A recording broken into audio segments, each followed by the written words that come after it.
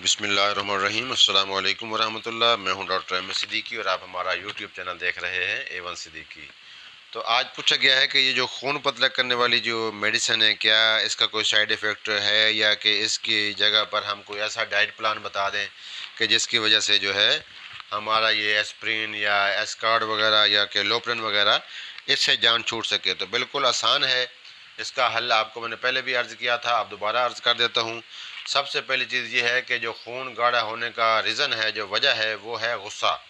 तो आप जब गुस्से पे कंट्रोल करेंगे तो आपकी जो काफ़ी हद तक जो मेडिसिन है वो बिला वजह जो आप खा रहे हैं, जो आपकी स्टोमिक को भी प्रॉब्लम कर रही है, आप जब ये बिला वजह की जो मेडिसिन है जो जिसके बगैर आपका गुजारा हो सकता है, ये आपकी मेडिसिन खाने पीने की परहेज़ से और जो मैं आपको डाइट प्लान बताता हूँ उसके मुताबिक जब आप ये अपना डाइट प्लान बनाएंगे तो इंशाल्लाह आपकी काफ़ी जो मेडिसिन है वो उससे जान खुलासी हो सकती है, उससे छुटकारा मिल सकता है।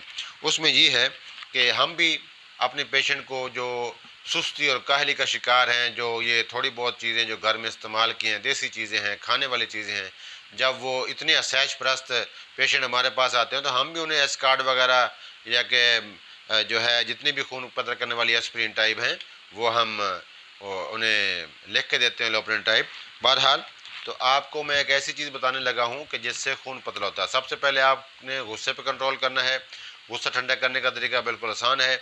अगर आप खड़े हैं तो बैठ जाएं, अगर बैठे हैं तो लेट जाएं। ये सुन्नत अमल मैं आपको बता रहा हूँ गुस्सा ठंडा करने का। बैठे हैं तो लेट जाएं। और इसी तरह जो है आप वज़ू कर लें, उठ के वज़ू कर लें। अगर गुस्सा फिर भी नहीं जा रहा तो वज़ू करने से इंशाल्लाह आपका गुस्सा जाता रहेगा।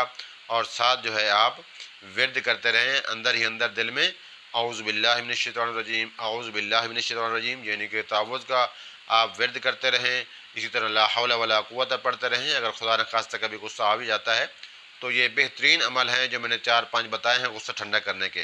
गुस्सा ठंडा होगा, आपको गुस्सा नहीं आएगा तो आपका खून गाढ़ा इंशाल्लाह नहीं होगा और आप ये जो बिला वजह की मेडिसिन खा रहे हैं इससे इंशाल्लाह खुलासी हो जाएगी मेडिसिन से। दूसरा ये है कि 4 चीज़ों का मुरक्कब है। मैंने पहले भी अर्ज़ किया था कि 4 चीज़ों की जो है ना आपने चटनी बना लेनी है। खुश्क इस्तेमाल करें, जाके योगर्ट वगैरह दही में मिक्स करके भी आप इसको यूज़ कर सकते हैं। कम अज़ कम 1 से डेढ़ चम्मच आप जो है इसकी जो चटनी का जो मिकदार है वो आप खाने के साथ लें। साथ सैलेड आप कम अज़ कम आधा पाव से 1 पाव आप सैलेड सुबह को लें नाश्ते के साथ और दोपहर को लें। शाम को सैलेड नहीं यूज़ करना। वो मैंने 10 चीज़ों का सैलेड मैंने वीडियो बनाई हुई है, वो आप मुलाज़ा कर लेंगे इंशाल्लाह। तो ये है, तो ये 4 चीज़ें क्या है, लहसुन और अदरक। आपको पता है कि इससे खून पतला होता है और इसी से ही एस्प्रिन टाइप ये जो मेडिसिन है ये इसी से बनती है। तो जब आप लहसुन, अदरक, पुदीना, अनारदाना की चटनी बनाएंगे और 1 से डेढ़ चम्मच आप खाने के साथ इस्तेमाल करेंगे तो इंशाल्लाह चंद दिनों के अंदर अंदर आपको रिज़ल्ट आना शुरू हो जाएगा।